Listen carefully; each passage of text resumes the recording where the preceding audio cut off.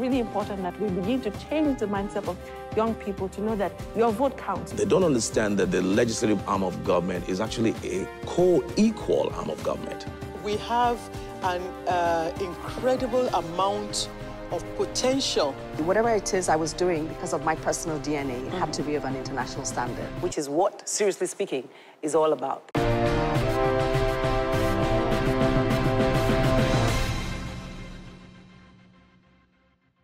Well, hello there. International standard, it seems like a word, but the truth is, what it means is that what is acceptable here is acceptable anywhere else.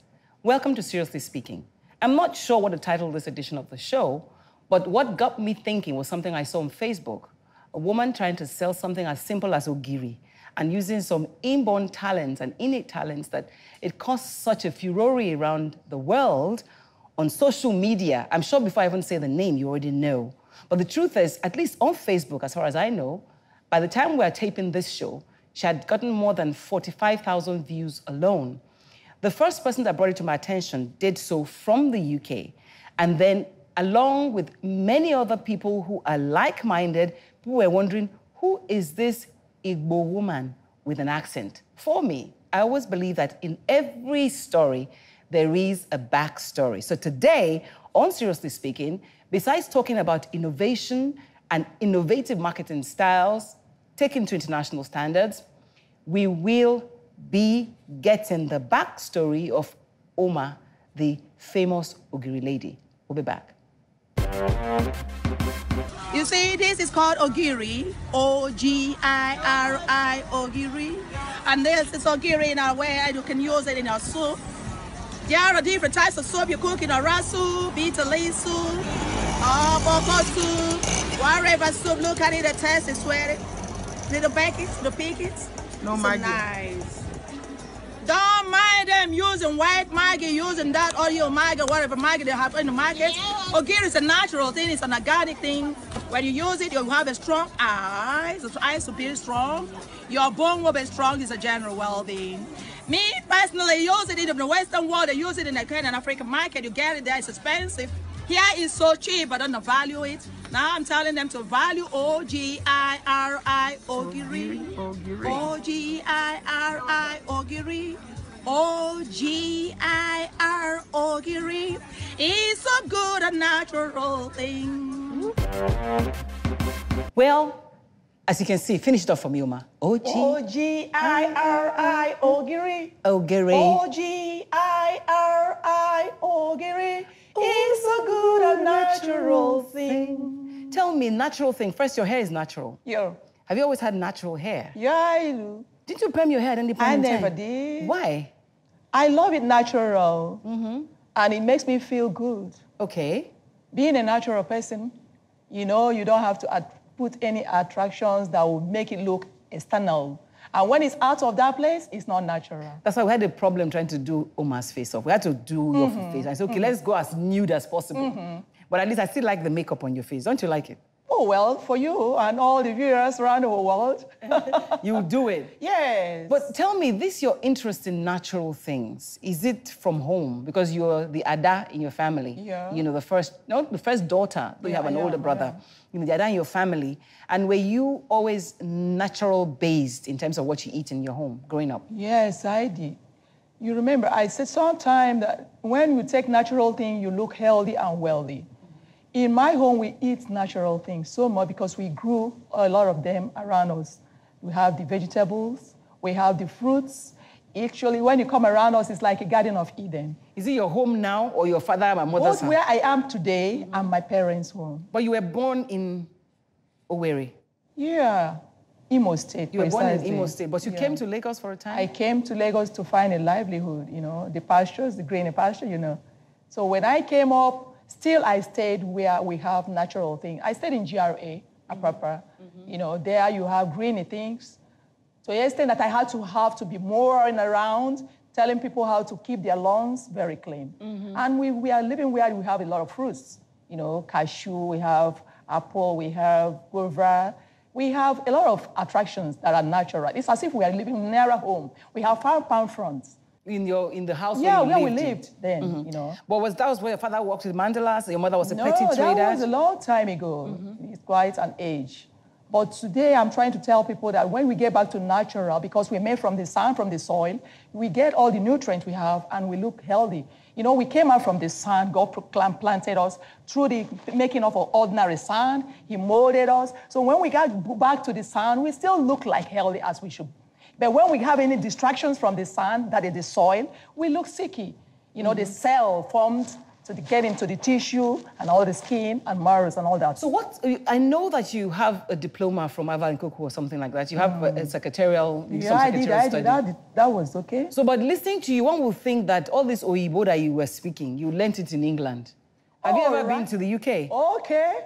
I have to be silent on that because, you know, a lot of things have to be on the shelf. When you get to know more about that, you'll feel good.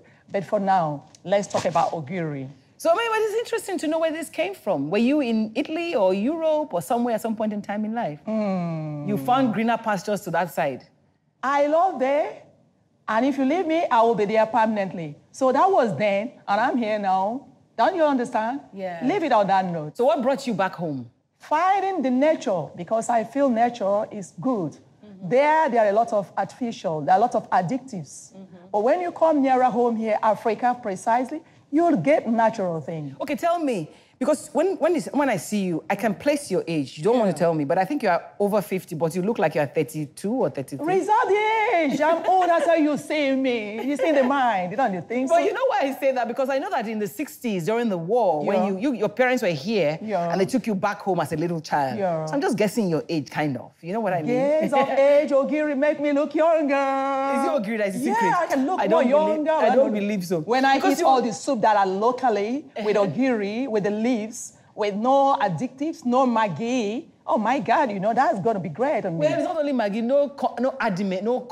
Condiments, except that's that the language, okay. Condiments. But tell me though, I mean, Ogiri didn't happen, it was by chance. Yeah, it's born of thought. Tell me about the story. Let people hear how the Ogiri thing happened. Okay, when I came back to the eastern side from Lagos, I tried to find what exactly I should be doing.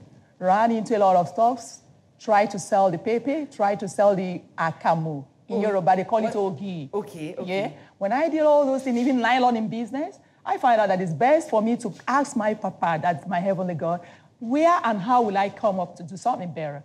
And I got it out to all revelation. It was just like I was sleeping and it came onto me. And I approached somebody and said, are you serious going to do that? It's for age people. That's why I talk about age. When you're talking about age, I can't do Ogiri now. So in the East, for example, it's the old people that do the Ogiri. Yeah. But the commercial ones now, everybody's doing it. And that's why you cannot get the real Ogiri. This one you notice I'm carrying around can stay months, no problem. There will not be any maggots. Those little things that can crawl and all, and you can test it and it looks the same test from the very first day to the last day. But you said, what about the old woman that taught you how to do it? The old that started this business before you? Yeah, she does it as a part-time. You are in the relief market in Owerri. Okay, was that woman in the relief market too? No, in the real village. Oh, in the real village? Yeah. What village is this? Mbitoli. Mbitoli. Yes. So you went to her? Yeah, I just approached her, appreciated her.